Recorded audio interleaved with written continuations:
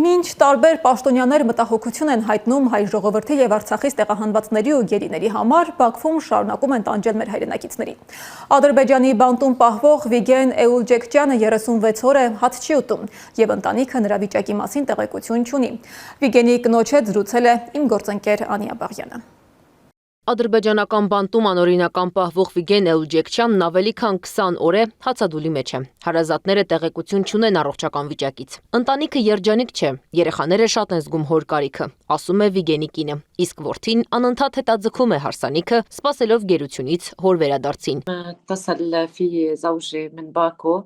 20 օր առաջ ամուսինս Բաքվից զանգահարեց։ Զանգն անակնկալի բերեց ինձ։ Ձայնը դժվար ճանաչեցի, որովհետև այն շատ վատ էր, հոգնած։ Կարծես ինքը չլիներ խոսողը։ Հարցրեցի ինչ է պատահել Վիգեն։ Ասաց 20 օր է հաց չեմ կերել։ Այսպես այլևս չեմ կարող մնալ։ Պատասխանեցի, որ դու մեզ պետք է օգնես քո ուժեղ մնալով։ Դադարեցրու հացադուլը, դու պետք է նորմալ սնվես, որովհետև դրսում բոլորը մտածում են քո մասին, սպասում են քեզ ու մյուս գերիներին։